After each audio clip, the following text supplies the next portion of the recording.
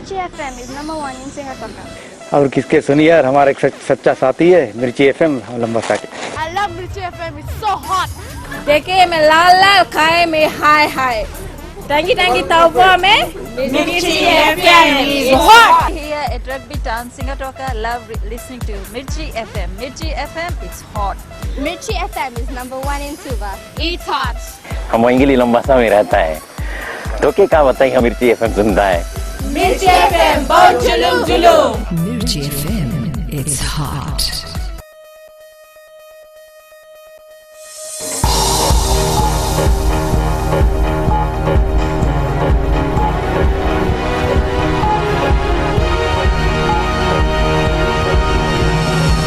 In this bulletin, blackmail on Facebook lands man in court. Deceased kidney patient's family outraged at New Zealand Immigration Department. And 2 Korean companies to set up renewable energy projects in Fiji.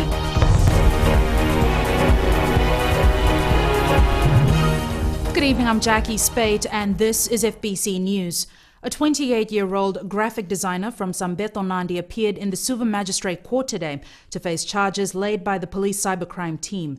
Kritesh Kumar allegedly used a false Facebook account to blackmail a woman, demanding cash in exchange for not posting nude pictures and videos of her. It's alleged in October last year, Kumar obtained nude pictures and videos of the victim and threatened to post them to her immediate family members if she did not pay him $4,000. Kumar has been charged with 1 count each of trafficking in obscene publications, criminal intimidation, and attempting to obtain a financial advantage. He has been released on bail and will reappear in court tomorrow. He has also been ordered not to reoffend and not to interfere with the complainant. The Fiji National Provident Fund has confirmed that $7.4 million in member contributions remains unidentified due to mismatches between details provided by employers and member records held with the fund. In a statement this afternoon, the FNPF said the money will remain in the FNPF suspense account until they are able to determine the owners of these funds. Chief Executive Aisake Taito says members affected are disadvantaged because these funds do not earn any interest. They are also not accounted for in calculating member eligibility for partial withdrawal of funds. A young bar resident who returned to Fiji last month after his work permit wasn't renewed in New Zealand died from kidney failure yesterday morning. 30-year-old Sunil Kumar died at the Lautoka Hospital after developing an infection a week ago. Akosita Tale reports the family is outraged with New Zealand's immigration decision and claim the media have defamed their son. Sunil Kumar had moved to New Zealand in 2010 to work and live with his uncle. He was told by the New Zealand immigration last month his work permit wasn't renewed and was advised treatment was available in Fiji while waiting for a kidney transplant. Families say the decision by New Zealand Associate Immigration Minister Nikki Kay was unfair. She should have authorized the immigration department, give legal permit to Sunil to stay till his kidney transplant is being done. After kidney transplant is done, he will go back to Fiji. And we were, as a family, we were all willing that Sunil should get a kidney transplant first, then he will go back to Fiji. New Zealand media reports Immigration Minister Kay was advised by the Fiji Health Ministry that appropriate dialysis treatment was available in Fiji.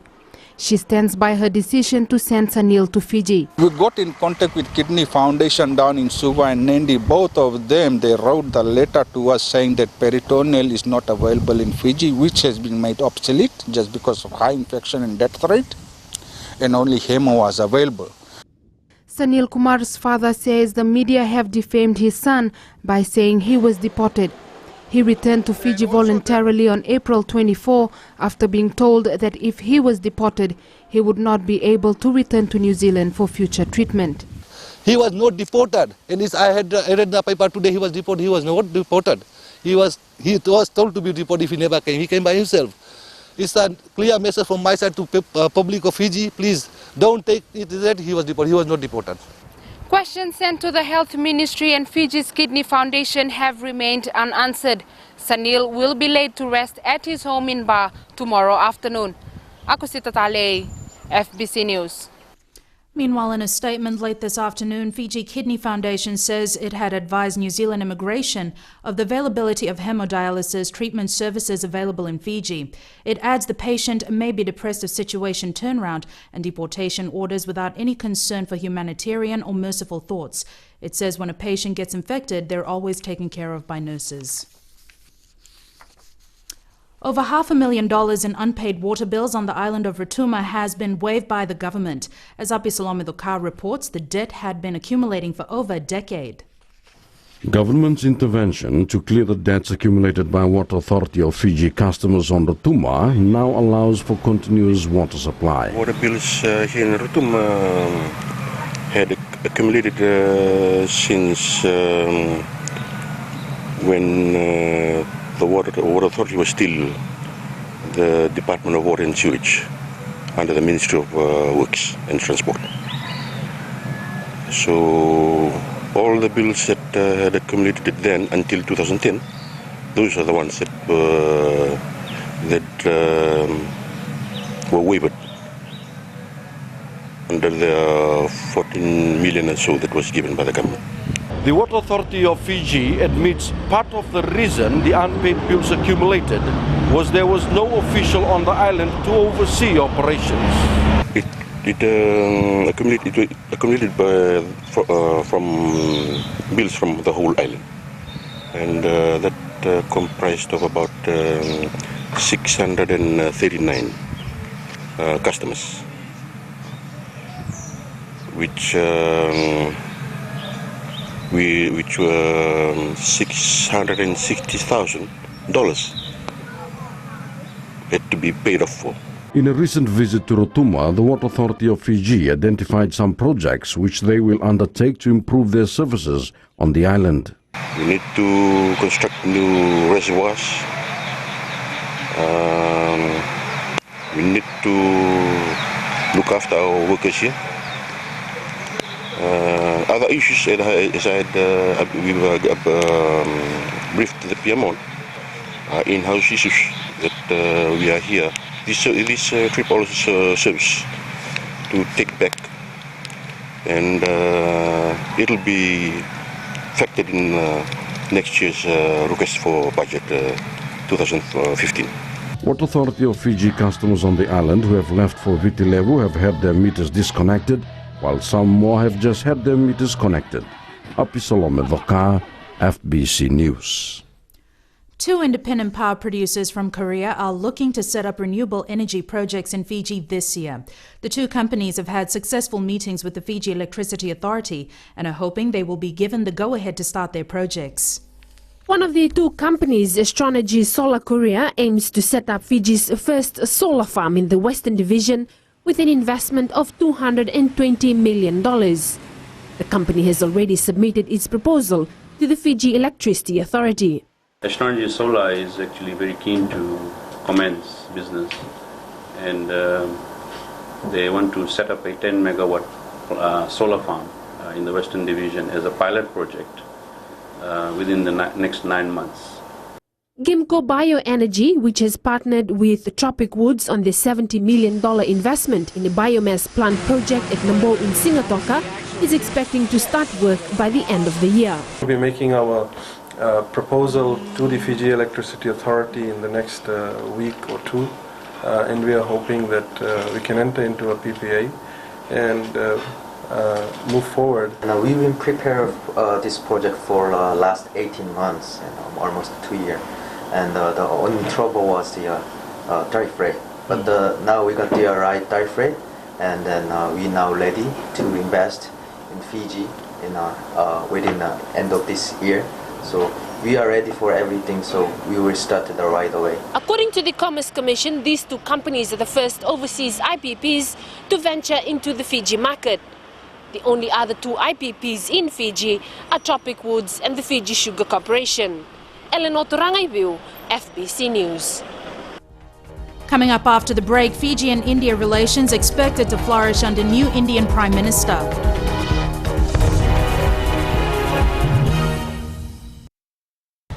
Today FM FM is #1 here in Singapore. We love Today FM in Mombasa. It rocks! My favorite station in Nandi is Today FM. Listening to Today FM. Today FM rocks in Sabah. Loto kasi di love Today's kid music. I love Today FM because they play all my songs. We love Today FM at Vuniva Mombasa. Yeah, it rocks! I love Today FM because it rocks. Today's hit music on Today FM. Bulan 2 saya Tolu FM, enapan 2 raki-raki. Bula FM namban 2 in Nosor. Go etawa ke buat kola sa Bula FM nga. Bula FM nampan 2 Korbo. Bula FM namban 2 Sawa. Bula FM namban 2 Lotoka. Bula! Nampan 2 Bula FM member. Bula FM namban 2 NSR in Singapore. Kalau talitak na warong ng Bula FM, Lotoka. Ali akar warong Bula FM nampan 2 NSR. Bula FM number 2 NSR.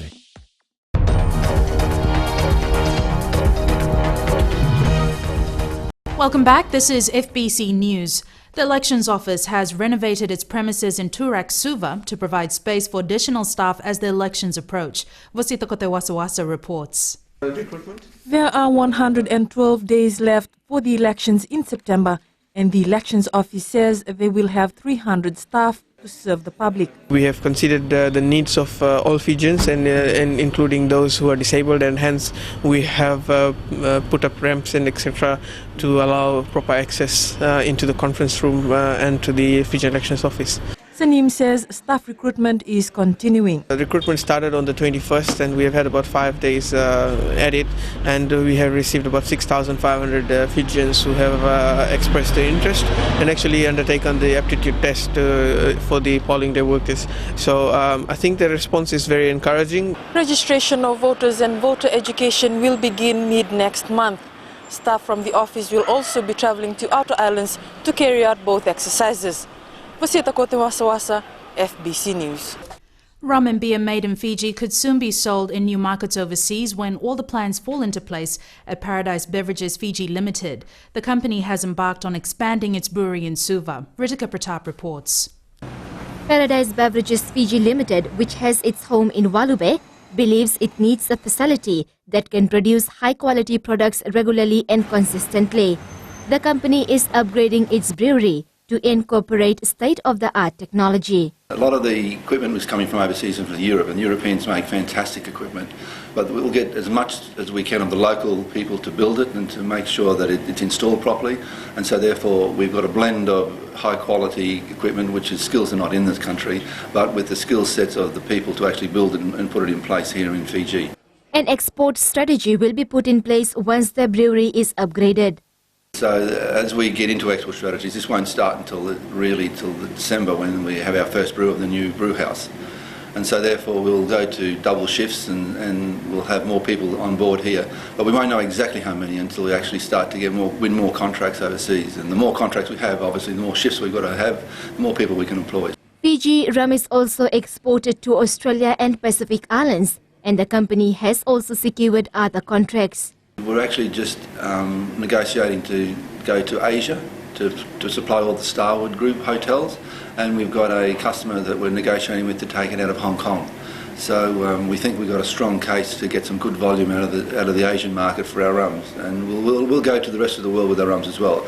But we'll look at Asia first and Australia again as our two strong markets for the rum market. With 350 local staff, the company currently exports to Canada, Japan, Australia and other South Pacific countries. With the expansion of the new facility, they are hoping to penetrate into other markets. Ritika Pratap, FBC News. The Pacific Island Forum Secretariat has commended Fiji's financial sector, which has made great strides in financial inclusion in the past years. PIFS Program Manager Ruben Summerlin says 150,000 Fijians now have bank accounts and insurance policies, a target which was set in 2009. Shireen Lata reports.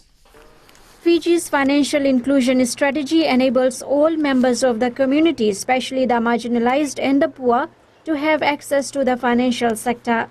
This is not just something that has been recognized in Fiji, but it's also been recognized globally through the Alliance for Financial Inclusion's first ever Maya Declaration Award, which the Reserve Bank of Fiji earned for results on its commitments to financial inclusion. Financial literacy studies have also been included in the school curriculum to encourage the younger generation to learn how to budget and plan. The Forum Secretariat Specific Financial Intelligence Program is working with the Ministry of Education on this project. There was a pilot that was done where teachers were trained and the curriculum was rolled out to champion schools.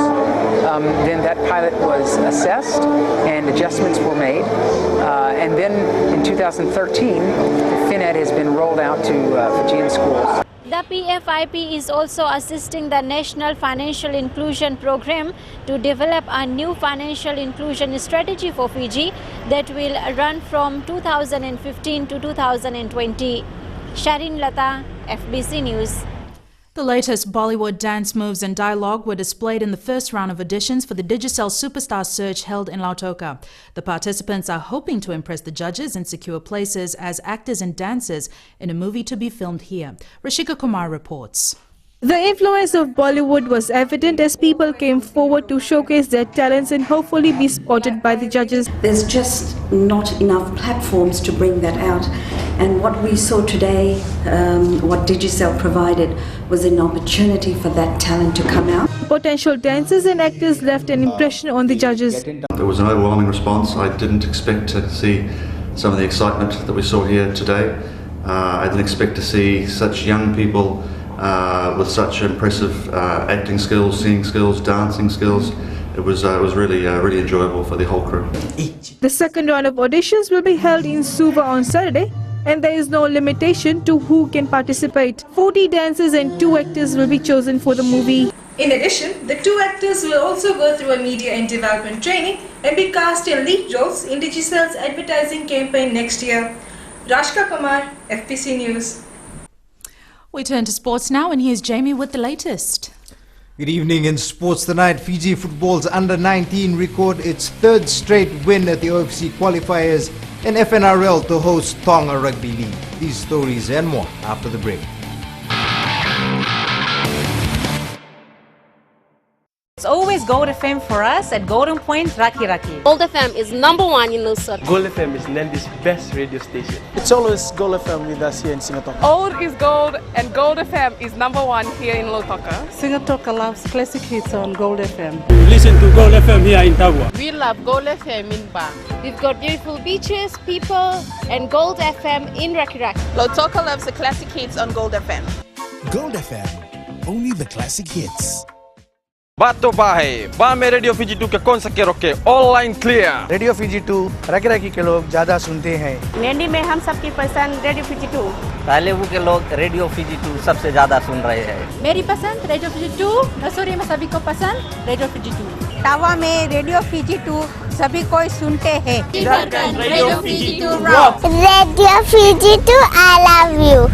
देश की धड़कन radio Fiji 2।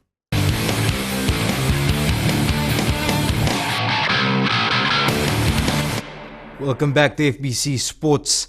The Fiji under-19 football side has defeated Papua New Guinea 3-0 in the OFC World Cup playoff match at the NZ Stadium in Suva. Striker Altaf Sahib found the net first for the home side, after which Fiji's second goal came from a brilliant header by Mateasi Toma before Saula Wanga added the third. Fiji is unbeaten in the tournament so far and have practically qualified for next year's Under-20 World Cup after recording earlier wins against American Samoa and New Caledonia. Boys played well and they performed to the level best and we came out victorious. Did you expect to win the match by a margin of what you achieved today? We came to get 3 points and we have got 3 points in our bag. Yeah, we did well till the 44th minute. We were right in it, and just a little bit of sleeping over there on the left side. To be fair, the Fijian left back is for me, one of the best players in the tournament so far. Whips in that fantastic cross, but our boys, if they'd have been able to avoid that, we'd have still been in the game, gone in at half-time 0-0. But the boys whipped it in, brilliant left foot, and then goal. Fiji's next match is on Thursday against Vanuatu and then the Solomon Islands on Saturday. Meanwhile, kicking off this hour is the New Caledonia versus the Solomon Islands clash, while Vanuatu meets American Samoa at 7:30 p.m. The Fiji National Rugby League is preparing to host Tonga in a 2-match series against the East and West selection teams. The East selection side is comprised mostly of national age grade players, and the test serves as an ideal learning curve. Tsalenda Dakadaka reports. The East selection side is gearing up for a fiery encounter against the friendly Islanders next month.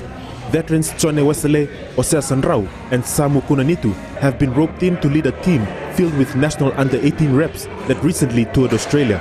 I know our skipper too, Seven Crew, will be happy about the young people, the young boys coming up and getting to know how the system goes, and it really helps the development of the game here at home, especially on this side of the country, on the eastern side.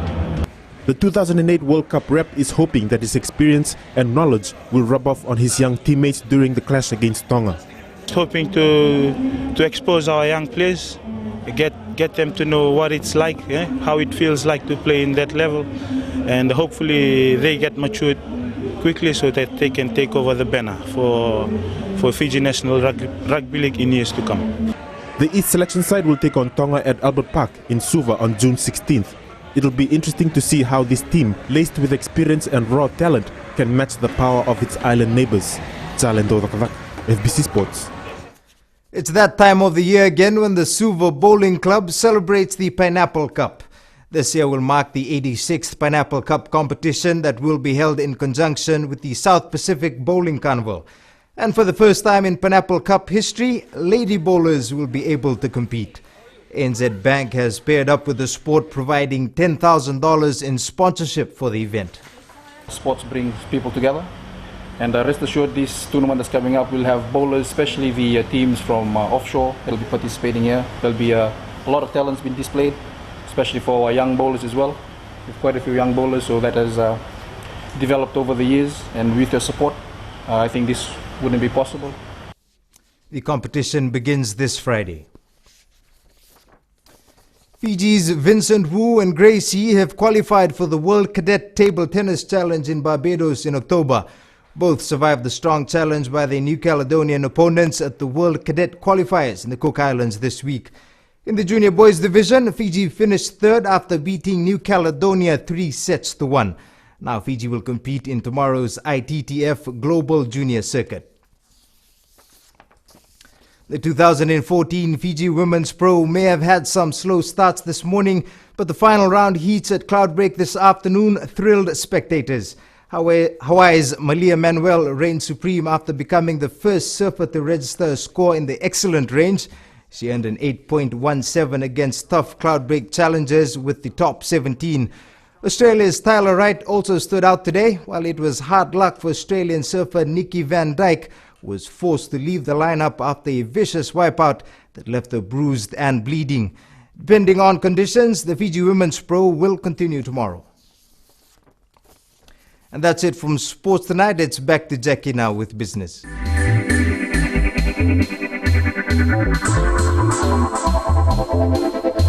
The Commerce Commission has approved a 10% increase in the independent power producer tariff rate. The 3.08 cent increase comes into effect immediately. The new IPP rate is 33.08 cents per unit, which is a very attractive rate for independent power producers to establish or make their investment in Fiji. At present, there are only 2 companies in Fiji independently producing electricity and selling it to the FEA.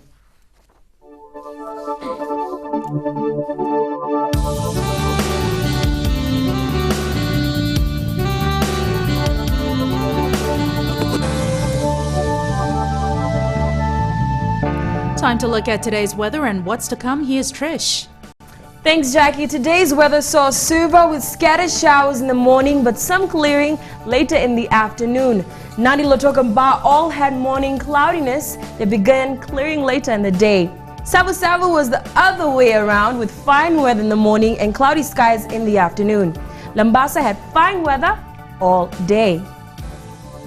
Looking at today's temperatures, Suva and Savu Savu were on 28, Nadi Lotoka on 29, Ba got up to 30, and the highest was Lambasa at 32.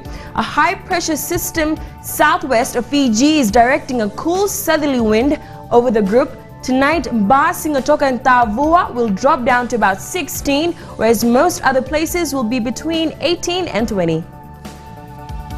Tomorrow's all 6 centers, Suva, Nadi, Lotoka, Ba and Savu Savu, are forecast to have fine weather all day. For mariners, a strong wind warning is now in force for all Fiji waters. Southerly winds 10 to 15 knots becoming southeast later tomorrow, and winds increasing to 20 to 25 knots, and moderate seas turning to rough later tomorrow. Finally, with our picture of the day, this really cool image was taken by Steve Robertson at the famous cloud break in Tavarua, where the Fiji Women's Pro World Championship Tour event is taking place. Thanks so much for that, Trish. A quick recap of our main stories tonight. Man appears in court for blackmailing woman on Facebook. Deceased kidney patient's family outraged at New Zealand Immigration Department, and 2 Korean companies to set up renewable energy projects in Fiji. Now to this week's poll question, we're asking: can Fiji Under-20 soccer create history by qualifying for the World Cup? Visit our FBC website to take part. Remember, you can send us newsworthy pictures and videos on email citizenseyes@fbc.com.fj, or share it with us via Facebook page FBC News. And if you're on Twitter, follow and tweet us your news tips at FBC News, or simply hashtag FBC News. That's news for tonight. Good evening.